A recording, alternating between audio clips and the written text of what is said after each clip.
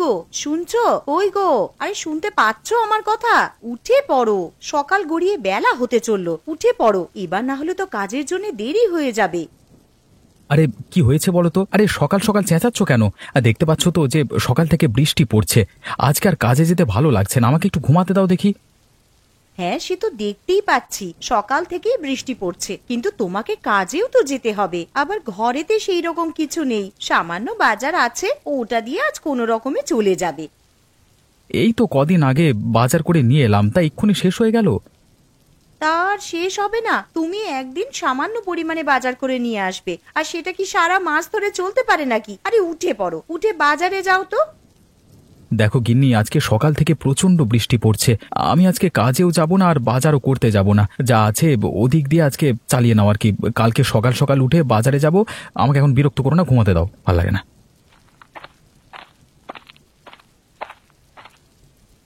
মা, ও মা, আমার প্রচন্ড খিদে পেয়েছে, কিছু খেতে দাও। এই তো সোনা, রান্নাঘরে কয়েকটা আলু ছিল, তাই দিয়ে আলুর তরকারি রান্না করতে বসিয়ে এসেছি। আর কিছুক্ষণ অপেক্ষা কর, তরকারি হয়ে গেলেই খেতে দিচ্ছি তোমাকে, কেমন? ঠিক আছে মা, তাহলে রান্নাঘরে গিয়ে বসে অপেক্ষা করি, তরকারি হলেই খেয়ে নেব। হ্যাঁ সোনা, তুই যা, গিয়ে আগে হাত পা ধুয়ে নে, তারপর রান্নাঘরে খেতে আসবি।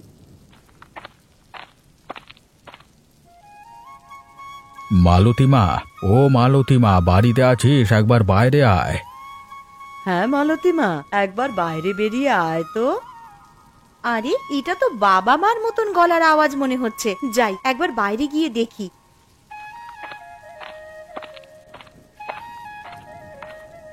আরে তোমরা হঠাৎ করে আমাদের বাড়িতে চলে এলে, আবার এই ঝড় বৃষ্টির দিনে? হ্যাঁ রে মা, চলি এলাম এই বৃষ্টির দিনে।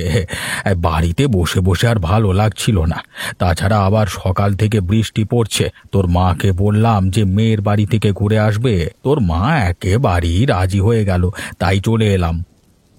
সে তোমরা বেশ ভালোই কাজ করেছো আমাদের বাড়িতে চলে এসে। তা বলো, তোমরা কেমন আছো? শরীর টরীর ভালো আছে তো? কেমন আর থাকবো রে মা, ঠাকুরের অশেষ কৃপায় বেশ ভালো রকমই দিন কেটে যাচ্ছে। তা তোরা কেমন আছিস বল? আমরা খুব ভালো আছি মা। আরে দাদুন, দিদুন, তোমরা কেমন আছো? দিদি ভাই, খুব ভালো আছি। আর এই নাও, তোমার জন্য মিষ্টি নিয়ে এসেছি। আহ বাবা, তোমরা আবার এইসব আনতে গেলে কেন? জানো তো তোমার নাতনি কেমন মিষ্টি পেলে আর কিছু চায় না, আরে এত মিষ্টি খেলে শরীর খারাপ করবে তো। তা আনবো না? আমার 5টা নয়, 10টা নয়, একটা মাত্র নাতনি, তার জন্য তো এতটুকু করতেই পারি। আর কটা হাঁস এনেছি, আর এই থলের মধ্যে কিছু জিনিস আছে, ঘরে নিয়ে চলো। ও মা, তোমরা আবার হাঁস আনতে গেলে কেন গো? কেন রে, বিয়ের আগে তুই তো হাঁস পুষতে ভালোবাসতিস, তাই নিয়ে এলাম। ঠিক আছে ঠিক আছে, পরে কথা বলবো, তোমরা এখন ঘরে চলো, বাইরে প্রচন্ড বৃষ্টি পড়ছে।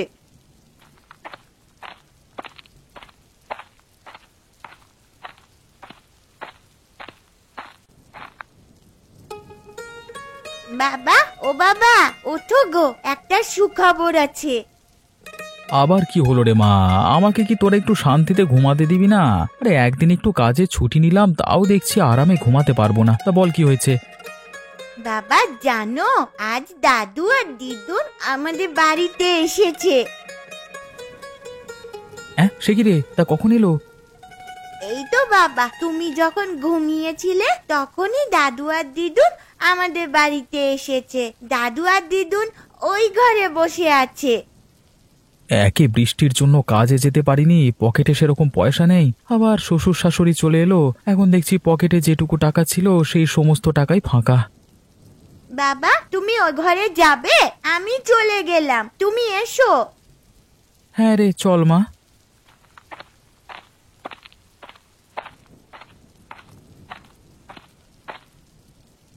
আরে এই তো জামাই চলে এসেছে।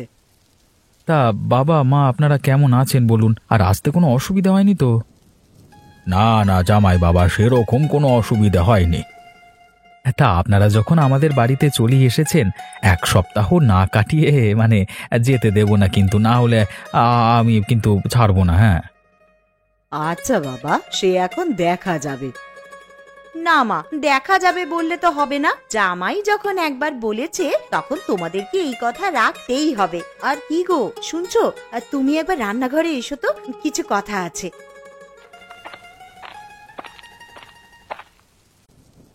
যাও, তোমার শ্বশুর শাশুড়ি এসেছে, তাদের জন্য দোকান থেকে কিছু বাজার করে নিয়ে এসো। বাড়িতে তো সেরকম ভালো মন্দ কিছুই নেই। আচ্ছা গিন্নি, তুমি তো জানো আমার পকেটের অবস্থা, দুদিন ধরে কাজে যাইনি। এখন তুমি কি করে বলছো যে ভালো মন্দ বাজার করে নিয়ে আসতে? দেখো, আমি অত শত কিছু জানতে চাই না, তুমি ভালো মন্দ কিছু বাজার করে নিয়ে আসবে, ব্যাস। এখন যে আমি কি করি, হাতে দুটো পয়সা নেই যে ভালো মন্দ বাজার করব। কি গো, কি ভাবছো? আগের মাসে তোমার বোনেরা যখন এসেছিল তখন তো বেশ ভালো মন্দ বাজার করেছিলে, তখন তো আমি কিছু বলিনি। এখন আমার মা বাবা এসেছে আর ভালো মন্দ বাজার করবার মতন টাকা তোমার কাছে নেই। ঠিক আছে, তুমি বরং বাজারের ব্যাগটা আর ছাতাটা নিয়ে এসো, আমি বাজারের দিকে যাচ্ছি। এই নাও ছাতা আর ব্যাগ, তাড়াতাড়ি বাজারের দিকে যাও তো।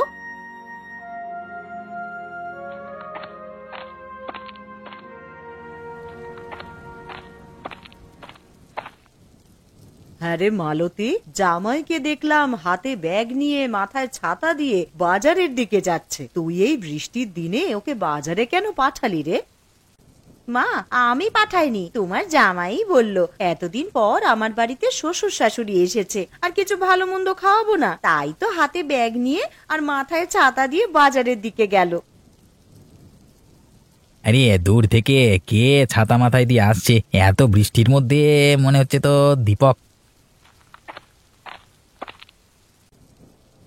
আরে প্রশান্ত, তুই কোথায় গেছিলিস এত বৃষ্টির মধ্যে? এই যে দেখ না দীপক, বাড়িতে কুটুম এসেছে, তার জন্য বাজারে এসেছিলাম মাছ কিনতে, কিন্তু কাঁচা সবজি বাদে কিছুই বাজারে পেলাম না। তুমি ঠিক বলছো প্রশান্ত। আরে আমার বাড়িতে তো শ্বশুর শাশুড়ি এসেছে, আমার বউ আমাকে পাঠালো কিছু ভালো মন্দ বাজার করবার জন্য। হ্যাঁ, তুমি বলছো কাঁচা সবজি বাদে আর কিছু নেই বাজারে? হ্যাঁ রে দীপক, আমি ঠিকই বলছি। আরে তোর পিসিমার বাড়ি আমাদের পাশেই তো, ওনার খুবই শরীর খারাপ, তুই একবার গিয়ে দেখে আয়, বুঝলি? হ্যাঁ রে প্রশান্ত, আমিও শুনেছি পিসিমার শরীরটা খারাপ। দেখতে যাবো করে আর যাওয়া হয়নি, মানে যেতে হবে, বুঝলি? হ্যাঁ তুই যা, আর বাজারে তো ভালো মন্দ কিছু বসেনি, তুই একবার পিসিমার বাড়ি ঘুরে যা, বুঝলি? ঠিক আছে, আমি এখন আসছি। একবার বাজারে গিয়ে কাঁচা সবজি কিছু কিনি, তারপর পিসিমার বাড়িতে গিয়ে একবার পিসিমাকে দেখে আসবো।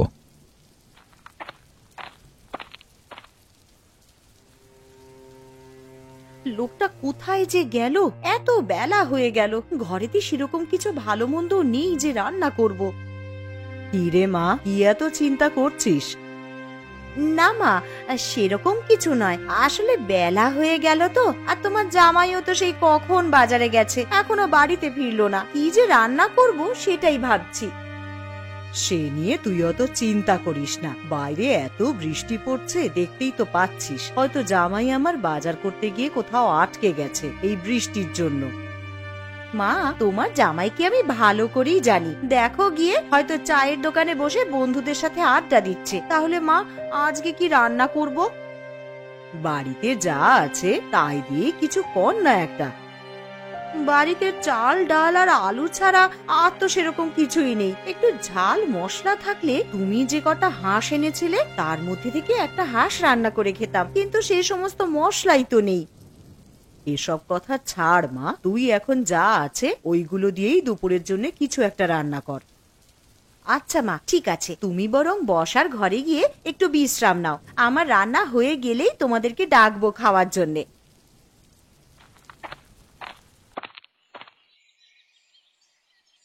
শম্পা বৌদি, আরে ও শম্পা বৌদি, শুনতে পাচ্ছ? বাড়িতে আছো তোমরা? কে? আরে দীপক নাকি? এসো এসো, ঘরে এসো। শুনলাম নাকি পিসিমার শরীরটা খুবই খারাপ। হ্যাঁ গো দীপক, পিসিমার খুবই শরীর খারাপ। তা পিসিমা কোথায়, দেখতে পাচ্ছি না যে? ওই তো পাশের ঘরে শুয়ে আছে, আসো পিসিমাকে একবার দেখবে এসো।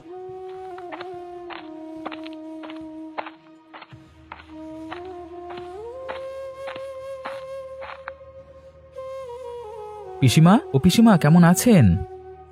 কেমন আর থাকবো বাবা, উপরওয়ালা কবে যে আমাকে নিয়ে যাবে আমি সেইটার জন্যই শুধু অপেক্ষা করছি।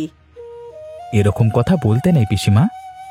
দেখো না দীপক, এই যেদিন থেকে শরীরটা একটু বেশি খারাপ হয়েছে সেদিন থেকে সমানে বলে যাচ্ছে যে কবে আমাকে নিয়ে যাবে ওপরওয়ালা। আচ্ছা বৌদি, দাদা তো শহরের বাইরে কাজে আছে, তা দাদাকে চিঠি পাঠিয়ে বলেছো যে পিসিমার শরীর খারাপ? হ্যাঁ দীপক, আমি কালকেই চিঠি পাঠিয়েছি, তবে তোমার দাদাকে ছুটি দেবে কিনা তা বলতে পারছি না। কেন ছুটি দেবে না? কর্মচারীদের ভালো মন্দ তো কোম্পানি দায়িত্ব নেবে, তাই না? আচ্ছা দীপক, একটা কথা বলবো, রাখবি? হ্যাঁ বলো পিসিমা। মরার আগে আমার একটা ইচ্ছে ছিল যে হাঁসের মাংস খাবো, তুই কি আমায় করে খাওয়াবি রে? অবশ্যই পিসিমা, খাওয়াবো না কেন? পিসিমা ভাইপোর কাছ থেকে এতটুকু আবদার করেছে, আর ভাইপো সেটা করবে না? আমি কালই তোমার জন্য হাঁসের মাংস রান্না করে নিয়ে আসবো। আচ্ছা দীপক, ঠিক আছে। তাহলে আজকের মতো আসি বৌদি। হ্যাঁ, বেলা গড়িয়ে দুপুর হয়ে গেল, এবার বাড়ির দিকে যেতে হবে। দুপুরে দুমুঠো খেয়ে গেলে হতো না? না গো বৌদি, বাড়িতে আমার শ্বশুর শাশুড়ি, আমার বউ সবাই মিলে আমার জন্য অপেক্ষা করছে। আমি আজকের মতো আসছি, হ্যাঁ, আবার পরে একদিন এসে খাবো।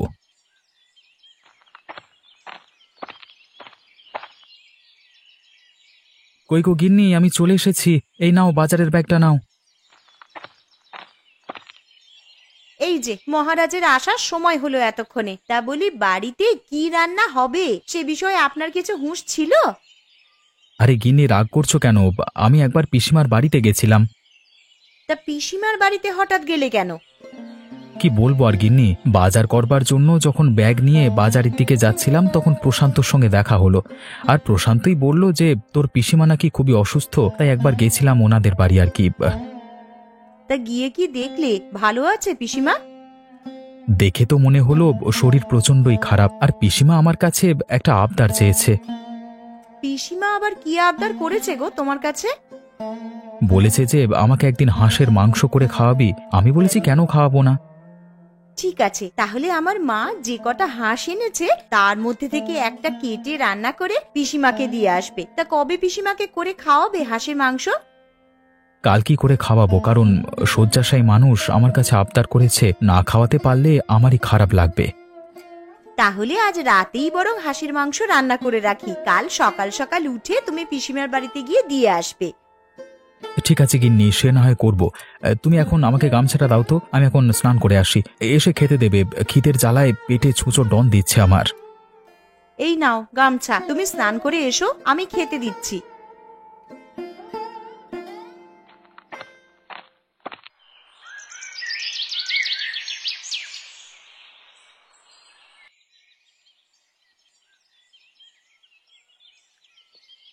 গিন্নি, তোমার মা আর বাবার খাওয়া হয়ে গেছে তো?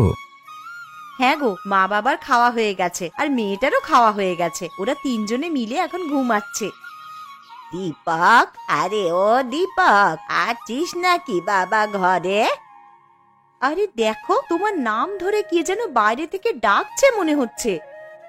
আরে হ্যাঁ তো, এটা তো পিসিমার গলার স্বর বলে মনে হচ্ছে, কিন্তু উনি তো শয্যাশায়ী, উনি আমার বাড়িতে কি করে আসবেন? কিন্তু এটা তো পিসিমার গলার আওয়াজই মনে হচ্ছে গো। আচ্ছা চলো বাইরে গিয়েই দেখি। আরে পিসিমা, তুমি এখানে কি করে এলে? আরে তোমার তো প্রচন্ড শরীর খারাপ, তুমি তো দাঁড়াতে পর্যন্ত পারো না। আরে আমি পুরো সুস্থ হয়ে গেছি রে। কিন্তু আমি দুপুরবেলায় গিয়ে তো দেখলাম তুমি বিছানায় শুয়ে আছো, তো এখন কি করে ভালো হয়ে গেলে? সবই উপরওয়ালার ইচ্ছা রে বাবা। তা তুমি আমাদের বাড়িতে এলে বৌদি কিছু বলেনি তোমার? না না, কিছু বলেনি আমায়। তোমার বৌদি শুধু বলল যে সাবধানে যাবেন, আর দীপক হাঁসের মাংস খাওয়াবে বলল, তাই আর লোভ সামলাতে না পেরে চলেই এলাম। তা আপনার ভাইপো তো কালকেই আপনার বাড়িতে মাংস রান্না করে দিয়ে আসতো। কালকে যদি আমি আর না থাকি তাহলে তো আমার আর শেষ আশা পূর্ণ হবে না, তাই চলে এলাম আর কি। আর এসেছি যখন, আমি নিজের হাতেই তোমাদেরকে রান্না করে খাওয়াবো। এ তো খুব ভালো খবর। তা পিসিমা, তুমি রান্না করতে পারবে তো? কেন পারবো না রে, মালতী তো আছে, ও আমাকে একটু সাহায্য করে দেবে। চলুন পিসিমা, তাহলে রান্নাঘরের দিকে যাই, আপনি আর আমি মিলে হাতে হাত লাগিয়ে হাঁসের মাংসটা করে নিই বরং। হ্যাঁ বৌমা, চলো।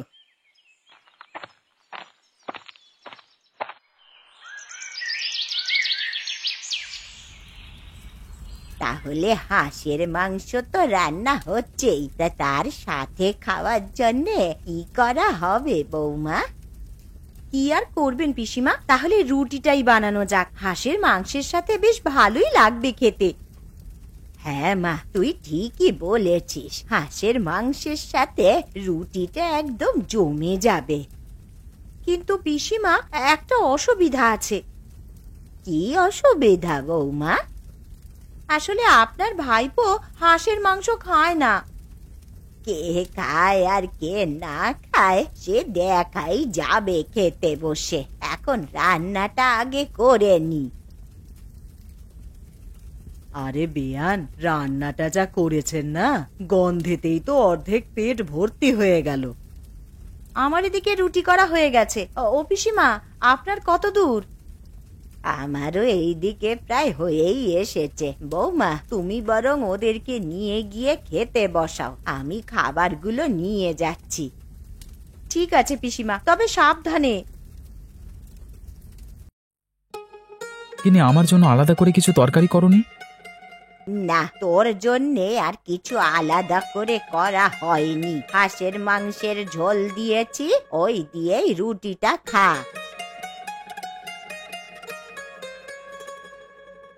এ কি পিসিমা, এ তো দেখছি হাঁসের মাংসের প্রচুর স্বাদ। আমি আগে জানলে এই মাংস ছাড়া আর কিছুই খেতাম না। সত্যি পিসিমা, তোমার হাতে জাদু আছে বলতে হবে। বলেছিলাম না বৌমা, কে খায় আর খায় না সেটা তুমি দেখে নেবে। সত্যি পিসিমা, আপনার হাতে জাদু আছে। যে কিনা হাঁসের মাংস ছুঁয়েই দেখতো না, তার কিনা এখন হাঁসের মাংস ছাড়া আর কিছুই খেতে ভালো লাগছে না। তাহলে পিসিমা, এখন তো রাত হয়ে গেছে, আর এখন বাড়িও যেতে পারবে না, কালকে সকালেই যেও। ঠিক আছে বাছা, আজ তোদের বাড়িতে থেকে কাল সকাল সকাল আমি বাড়ি চলে যাব।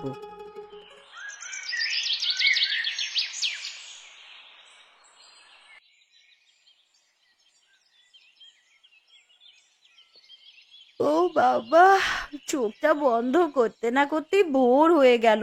কখন যে রাতটা কেটে গেল টেরই পেলাম না। যাই, এবার এঁটো বাসনগুলো আবার মেজে রাখি। আবার ওদিকে পিসিমাও আছেন, তার জন্য একটু জল খাবারও করে দিতে হবে। তানিশা, ও তানিশা, তোর পিসিকে ডেকে তোল না রে। মা, ও মা, পিসি তো আমার কাছে শুয়ে নেই। কি বলছিস? বিছানায় নেই মানে? আরে তোর পাশেই তো শুয়েছিলেন। আরে বাইরে গিয়ে দেখ আছে নাকি। বাইরে কি করে যাব মা? ঘরের দরজা তো ভেতর থেকে আটকানো। তাহলে তানিশা, তুই একবার বাইরে গিয়ে দেখে আয় তো পিসি আছেন কিনা।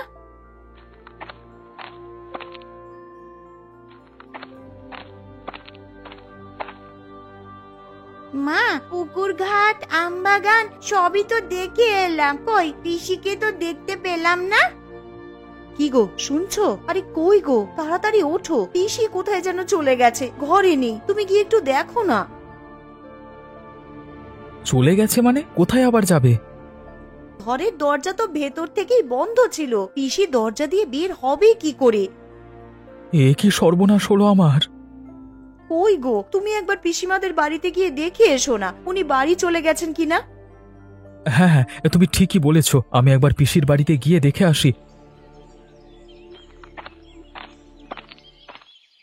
আরে দূর থেকে ওটা কে যেন এদিকে আসছে, দেখে তো মনে হচ্ছে প্রশান্ত। যাই, একটু সামনে গিয়ে দেখি।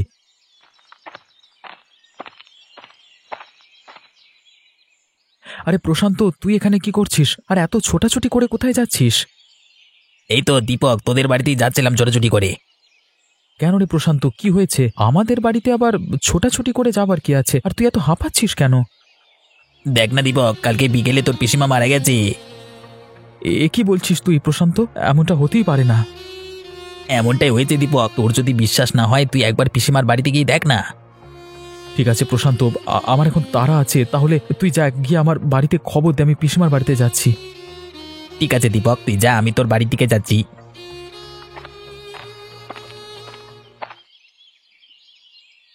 এ কি, বাড়ির সামনে এত ভিড় কেন? তাহলে প্রশান্ত যেটা বলেছে সেটা কি সত্যি?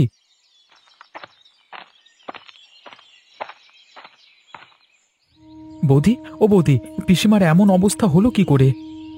দেখো না দীপক, কাল সন্ধ্যায় তোমার পিসিমা মারা যান। তোমাকে যে একটিবার সংবাদ দিব, বাড়িতে তো কেউই নেই, কাকে পাঠাবো বলো তোমার কাছে?